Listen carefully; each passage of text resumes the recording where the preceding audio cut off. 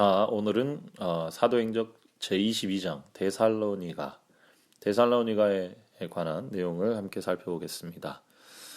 먼저 이 데살로니가 장에서는 사도행전 17장 1절로 10절에 나타난 바울이 데살로니가 지방에서 전도하면서 했던 이야기들에 대한 내용을 연관해서 화이트 부인께서 이 예수님이 그리스도임을 설명하는 내용을 성경을 관통하면서 설명해 주고 있습니다. 이 내용이 중요한 이유는 이제 바울의 그 설교와 사역의 핵심이 드러나고 있는 부분이고요. 또 우리도 성경의 핵심이 누구인지, 성경이라는 것이 왜 기록되어 있고 그 가치가 무엇인지에 대해서 다시 한번 확실히 조명해 주기 때문에 그렇습니다.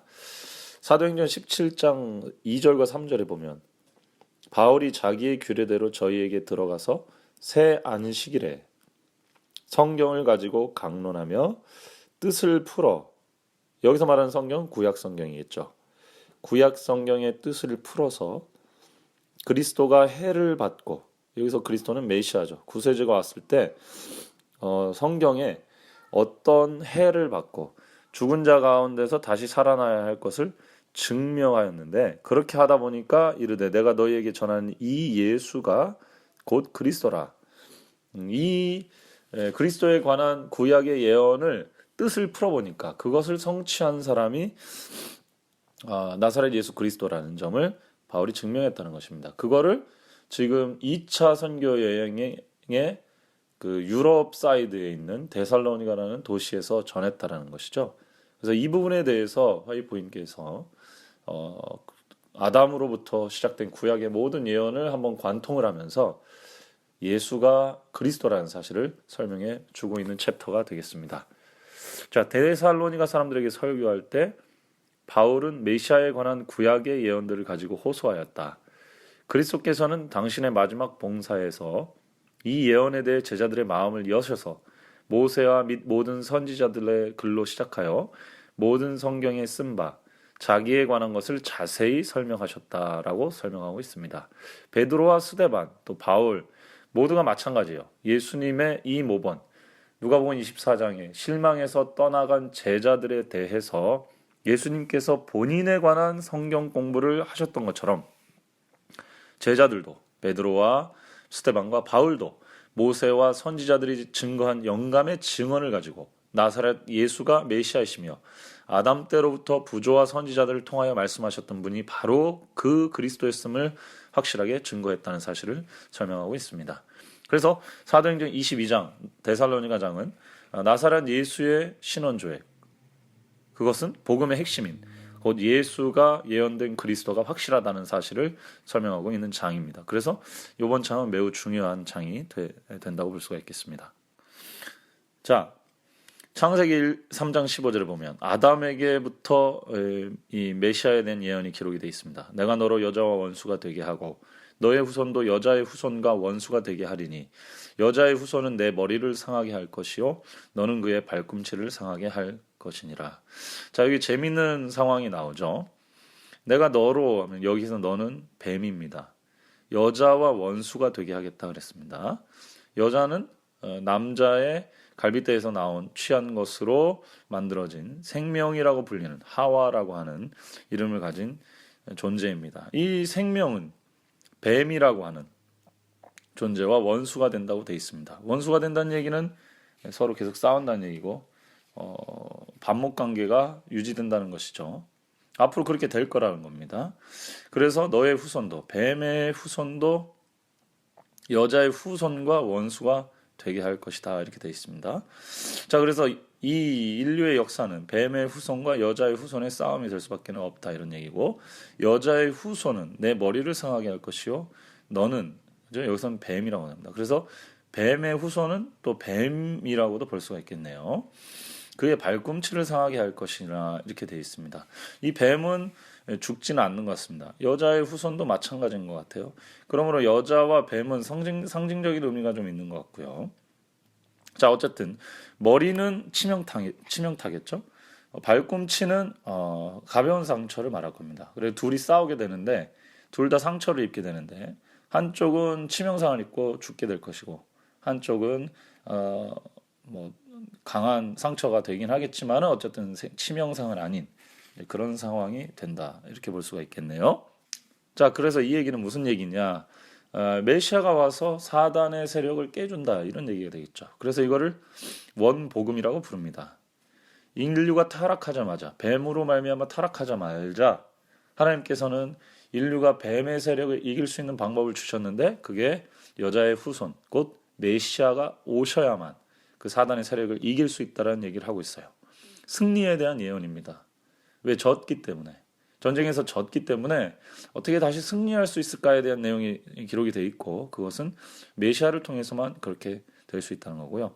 메시아는 뱀이랑 싸우게 되죠. 여자의 후손으로 온 메시아는 뱀이랑 싸우게 되는데 뱀은 사단이니까 메시아와 사단이 싸워서 메시아가 사단의 머리를 부서뜨리는 결과를 갖게 될 것이다 라고 예언이 되어 있습니다. 그럼 메시아가 상처를 입어야 되겠는데 메시아가 죽을 만큼 어떤 치명적인 상처를 입지만 결국 그걸 통해서 사단의 세력을 완전히 부서뜨리는 일이 예언이 되어 있다는 사실이죠. 이게 무슨 뜻인지 우리가 알지 않습니까? 예수 그리스도의 십자가를 통해서 우리가 죄의 세력을 이길 수 있다는 점, 복음의 핵심이죠.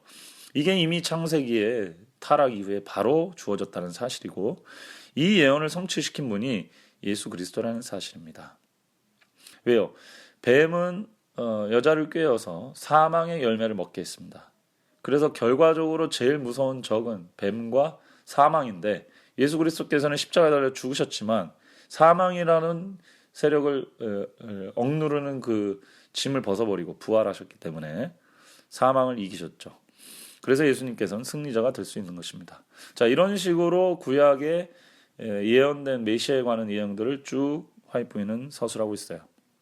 모세는 자기와 같은 선지자가 너희 중에서 일어날 것이다. 그리고 너희들을 위해서 일할 것이다. 봉사할 것이다. 예언했습니다.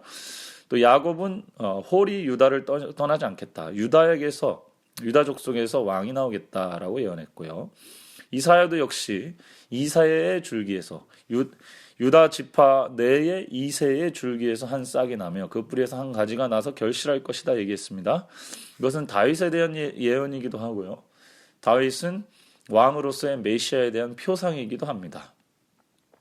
자, 넘어가겠습니다. 예레미야도 역시 다윗가의 왕으로 오시는 구속주에 관하여 증거하였는데요. 나 여호와가 말하노라 보라 때가 이르리니 내가 다윗에게 한 의로운 가지를 일으킬 것이라. 그가 왕이 되어 지혜롭게 행사하며 세상에서 공평과 정의를 행할 것이며 그의 날에 유다는 구원을 얻겠고 이스라엘은 평안히 거리로다. 이렇게 얘기했습니다. 다윗에게서 또 가지가 일으킨다 한 거 보니까 다윗은 아닌 거죠. 다윗의 지파 혹은 다윗의 계보 혹은 다윗과 사상이 일치하는 사람이 일어나서 세상의 공평과 정의를 행할 구원을 행할 메시아가 등장하겠다라는 것입니다. 2000년 전 십자가에 달려 돌아가시고 부활하신 예수님은 다윗의 계보를 잇는 사람이었죠. 자, 이 다음부터는 이제 나사렛 예수의 신원조회가 됩니다. 메시아의 탄생 장소가 예언되었는데요. 미가 5장 2절에는 베들레헴이 그리고 에브라다가 세상의 근본이요 태초부터 계신 분이 탄생할 탄생지로 선택이 되었다는 사실이 기록이 되어 있습니다. 또 그리스도의 사업도 기록이 되어 있는데 이사야 11장에 보면 가난한 자, 그다음 이사야 61장에 보면 가난한 자를 위해서 아름다운 소식을 전파할 그런 사업을 하실 거라는 것이 기록이 되어 있습니다. 그 다음에 바울은 그리스도가 해를 받고 죽은 자 가운데서 다시 살아나야 하리라 한 사실을 구약 성경으로 설득력 있게 논증하였다고 기록이 되어 있습니다. 자, 그 다음에 그리스도의 고통의 모습, 십자가의 모습이 성경에서 그리스도에 관한 예언 중에서도 그리스도가 십자가에 달려서 어떤 모습으로 어떻게 인류를 위해서 희생당할지에 대해서가 자세히 기록이 되어 있습니다. 이사야 53장에도 그렇게 되어 있고요. 또 스가랴 13장 6절에는 두 팔 사이에 난 상처 이런 것들이 기록이 되어 있고 또 요한복음 3장에 보면 민수기 21장에 그 구리뱀을 든 것 같은 사건 그런 것들이 십자가 사건을 예표한다고 설명이 되어 있습니다. 또 시편 22편에 보면 예수님께서 겉옷을 벗김을 당하고 속옷을 제비 뽑기 당하는 그런 내용들도 미리 예언이 되어 있죠. 바울은 하나님께서 제사제도를 도수장으로 끌어올려 가시는 분에 관한 예언과 얼마나 밀접히 연결시키는지를 보여주셨다라고 설명합니다. 메시아는 당신의 생명을 속죄의 제물로 주셔야 하였죠.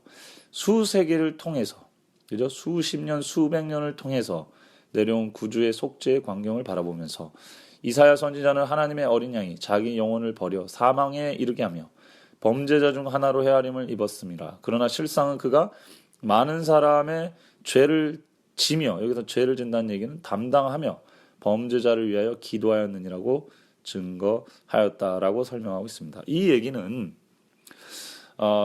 이 수백 년 동안, 아니 almost 천 몇백 년 동안 제사를 이스라엘 백성들은 드려왔습니다. 그리고 그 제물이 어떻게 죽는지에 대해서 소상하게 그들은 배웠고 또 이야기했고 거기에 대해서 공부하고 또 나눴죠.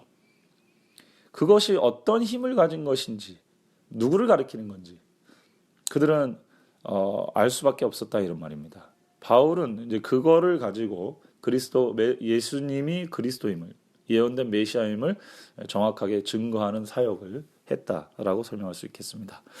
구약 성경에 예언된 구주께서는 자신이 타락한 인류를 위하여 희생제물이 되어 훼손된 율법의 모든 요구를 성취시킬 것이었다. 그분 안에서 희생제사의 모형은 그 원형과 만나게 될 것이었고 그 모든 유대인의 제도는 십자가에서의 그분의 죽으심에서 그 의미를 찾게 될 것이었다라고 설명합니다. 다시 말해 수천 년 동안, 천 몇백 년 동안 이스라엘 백성들이 제사를 드리고 또 희생제물을 바쳤는데 그것의 원형은 인류를 위해 돌아가실, 희생을 당하실, 그렇지만 승리하실 예수 그리스도에 관한 예언을 예표하는 것이었다라는 것이죠. 그는 율법의 행위를 실행함에 있어서 흠이 없다고 자랑하면서도 그 율법의 가치 있게 만드신 분은 거절하였었다. 사도 바울은 율법을 실행한다고 하면서 다른 유대인들과 마찬가지로 그 율법이 가르치는 예수 그리스도를 거부했었죠. 그러나 이후에 예수 그리스도를 만나고 나서는 그 율법의 본 뜻이 무엇인지를 명확하게 깨달았습니다. 박해자는 그분을 하나님의 아들로 예언을 성취하려고 이 땅에 오신 분으로서 그리고 그의 생애로 성서의 모든 세부적인 약속들을 이루신 분으로 보게 됩니다. 바울이 거룩한 담력으로 용기로요 데살로니가 회당에서 복음을 선포했을 때 성소 봉사와 관계된 의식과 예식의 진정한 의미를 보여주는 빛이 홍수처럼 쏟아졌다고 설명하고 있습니다. 사도행전 17장 2절과 3절에 있는 내용이 간단한 말씀 같지만 이 데살로니가에서 이 여기 회당에서 안식일 3번 동안 어떻게 우리가 예수를 그리스도로 믿을 수 있을지에 대해서 구약 성경을 관통하면서 그가 배워왔던 모든 예언들이 쏟아져 나왔다. 뜻을 풀어주는 일이 이루어졌다라고 설명을 하고 있습니다. 오늘날 우리의 설교는 어때야 될까요? 이런 부분들이 우리가 반드시 참고해야 될 부분들이라고 생각합니다. 바울은 새 안식일 동안 데살로니가인들에게 설교하였고 창세로부터 죽임을 당한 어린 양이신 그리스도의 생애와 죽음과 부활의 사업과 미래의 영광에 관하여 성경으로 그들에게 논증하였고 바울은 그리스도의 봉사를 바르게 이해하는 것이 구약 성경을 보는 열쇠이며 그 풍부한 보화를 얻는 통로라고 하면서 그리스도를 높였다고 설명합니다. 성경에서 우리가 뭘 봐야 될까요? 우리가 성경 속에서 다른 사람들에게 전해야 될 가치가 무엇입니까? 바로 우리에게 승리를 가져다 줄 예수 그리스도, 사단을 이기게 할 수 있는 예수 그리스도다라는 것입니다. 이 부분에 대해서 우리가 명확한 인식을 갖고 있어야 된다. 사단을 이길 수 있는 분은 예수 그리스도입니다. 그래서 인류에게 하나님께서 뭘 주고 싶었냐? 왜 예수 그리스도를 주고 싶어 했고 거기에 포커스를 맞추게 했냐? 사단을 이기게 할 수 있는 존재는 예수 그리스도밖에 없기 때문인 것입니다. 그래서 이 예수 그리스도 말고 다른 존재를 높이는 것을 다 우상이라고 설명을 하는 거예요.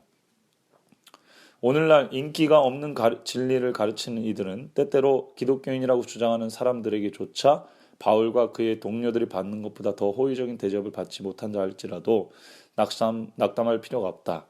십자가를 전하는 기별자들은 깨어 기도함으로써 자신들을 무장하여 항상 예수의 이름으로 일하며 믿음과 용기로 전진해야 한다. 그들은 구약시대의 모든 희생제도의 중심이요 그의 속죄의 희생을 통하여 하나님의 율법을 범한 사람들이 평화와 용서를 찾을 수 있는 그리스도를 하늘 성소에 계신 인간의 중보자로 높여야 한다. 하나님과 인간 사이에 하나님께로 우리를 이끌어줄 수 있는 분.